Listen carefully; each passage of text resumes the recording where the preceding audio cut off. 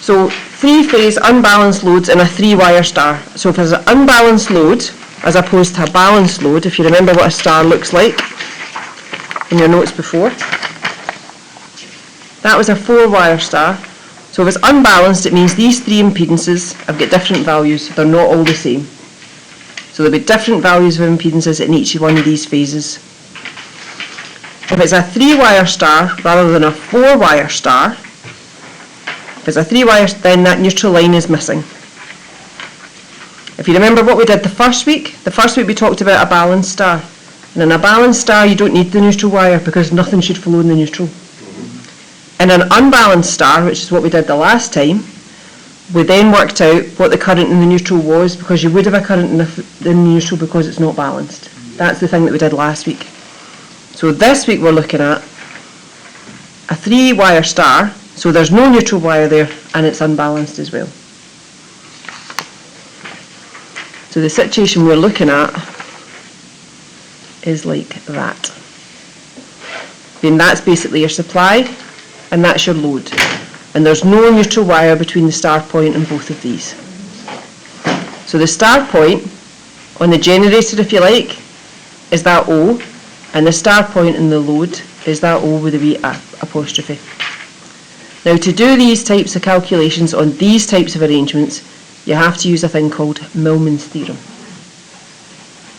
When you do Millman's theorem, before I turn the page, you're always given the formula for Millman's theorem, so don't get a terrible fright when I turn this over. Ready? That's the formula for Millman's. And what you use that for that VOO, is the voltage between that point and that point. So it's to get you the voltage difference there. So there's nothing really, well, there are new things in it, I suppose. So your VRO there, they would be the voltages we'd worked out previously. So it should really be VRO with a wee apostrophe.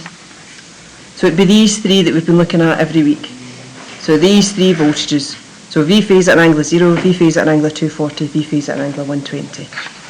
And that would get you your red, your yellow, your blue. Then you've got this new thing, Y. Y is admittance, which is the reciprocal of impedance. So it's 1 over impedance. So to get the admittance, you do 1 over impedance. So if, for example, you were looking for, you had an impedance that was 5 at an angle of 30, say, then to get your admittance from that, you would do 1 over that 5 at an angle of 30. You assume that one's got an angle of 0, so that would get you 0.2 at an angle of minus 30. And that would be what you'd use for your admittance. So if you like, if that was the impedance in the red phase, you'd work out the admittance in the red phase, doing that type of calculation there. So 1 over it, 1 at an angle of 0 divided by that. And you always do it in polar form. So you always do that calculation in polar form. Once you've got that then you get the voltage across each phase in the load by doing your VRO from your supply side minus your VOO, which is the one that you work out with your Millman's. So that would be the one from there. Do that for the same 3, for all 3 phases. Then you work out your currents. And you can work out your currents either using your admittances, which is kind of a new way, or by just using your impedances, and that's the way you would have done it like last week. So that's the same as before. That's the same as you would have done on an unbalanced star. That probably makes it easier if you just do it that way. That keeps it simple. So the new parts for today are really being able to do a Millman's, understanding what admittance is instead of impedance, then doing these subtractions. So obviously these answers will be in polar form, and you'll have to convert them into rectangular form and then convert them back into polar form. Yeah? So into rectangular form so you can subtract, you can't subtract polar numbers, and then you'll go back for your final answers. So,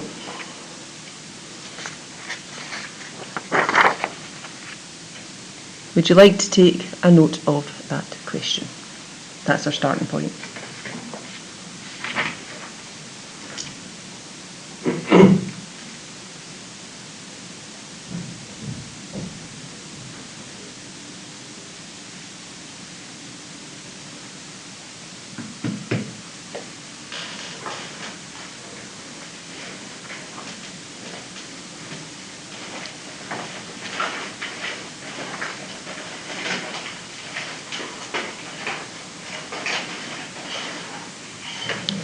So you'll take that one really as being like your Z red.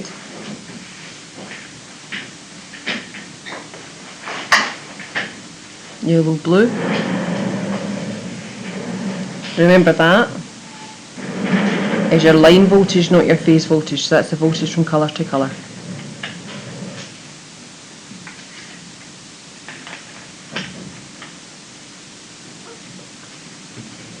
So if you were taking a first step towards this, what would your first step be?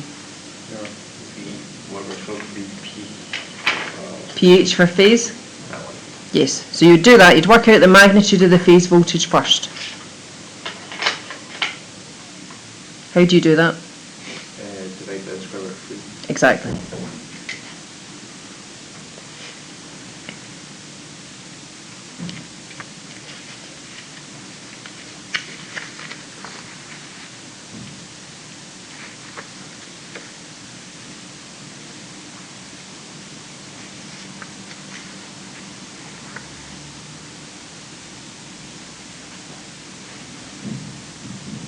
So when you divide that 415 by the square root of 3, I would think you would get 239.6. That's the one you always get, isn't it? So now you can use this to get what for your red, for your yellow, for your blue. And you can have that written down as well. So once you've got your magnitude, 239.6, then of your VRO, 239.6 at an angle of 0, VYO, 239.6 at an angle of 240, VBO, same thing, but an angle of 120.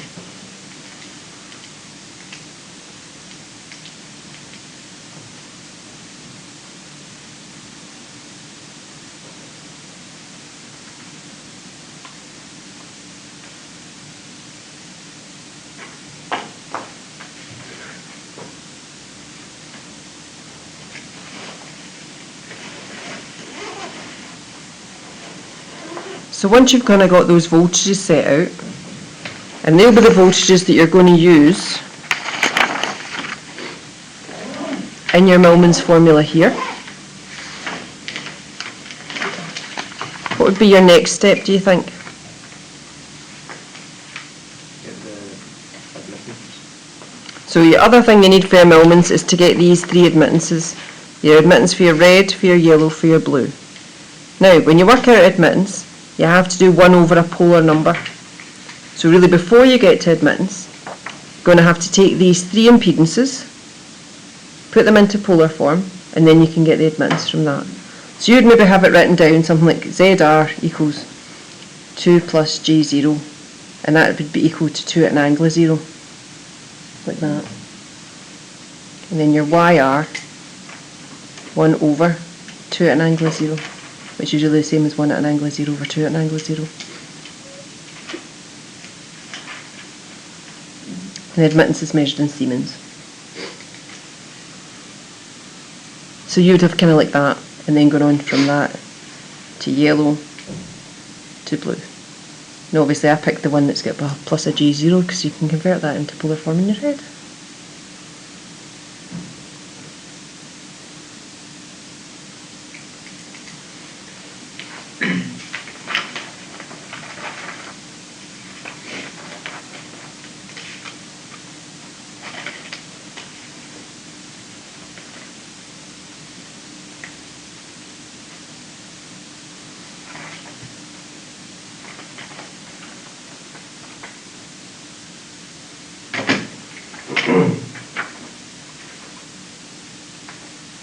Is that okay?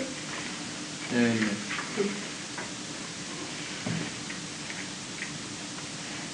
So is he just putting the V phasor,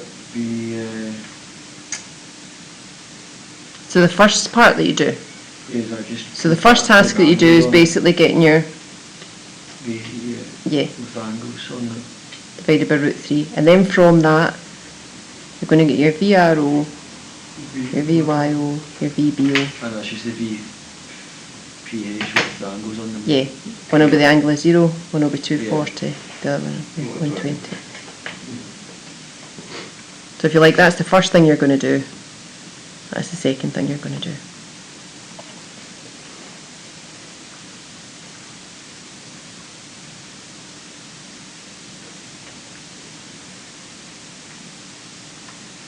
It's a good idea at this stage as well to put your admittance into rectangular form as well. So you've got the choice as you're going through.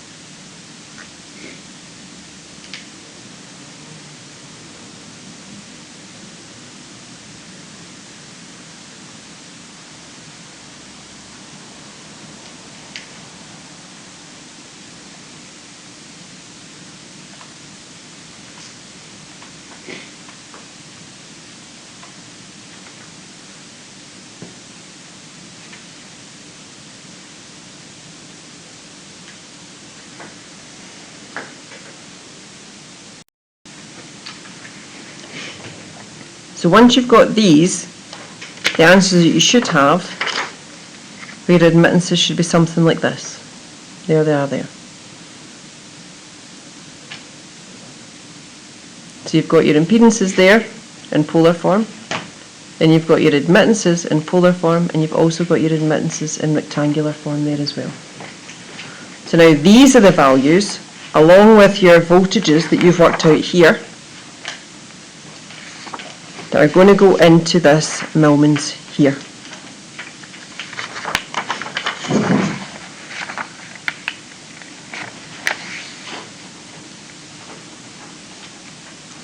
So obviously these ones that you're about to multiply out, they'll all be in polar form, but on the denominator here where you're going to add these up, these will be in rectangular form. So everything up here polar, everything down here rectangular.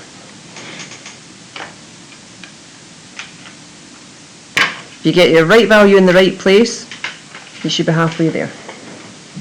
Okay, so try to substitute your values in and work through that.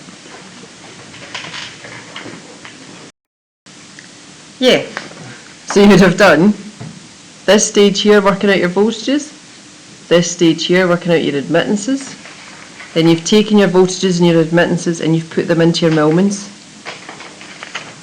that formula there, which you'd be given in any closed book assessment. Then you work through to that point there.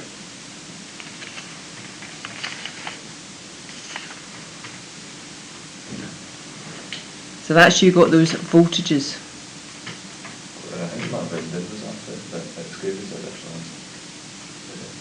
What's your answer?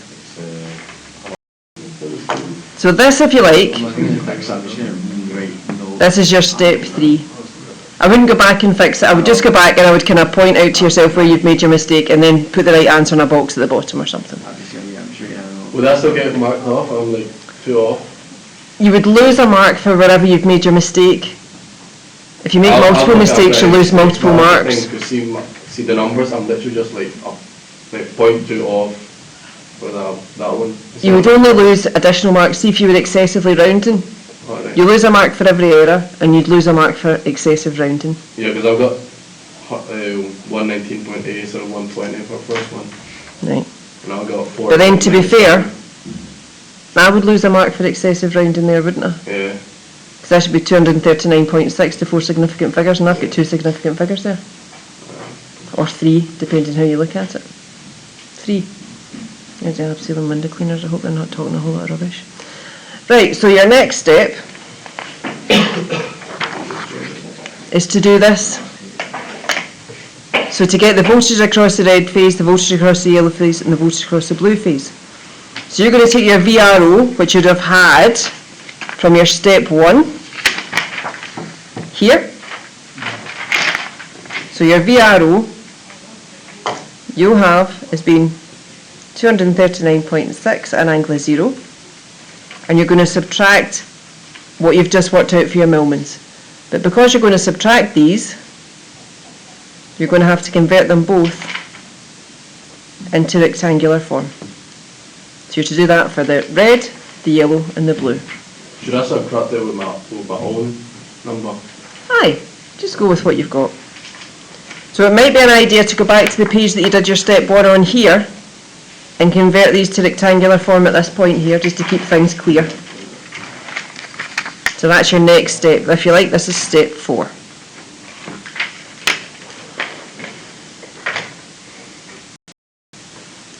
So that was your number for your Millmans. You've got your 3 numbers for your voltages already. There's your calculations for your Millmans.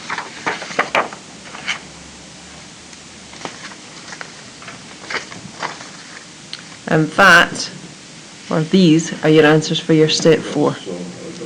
So in rectangular form and in polar form.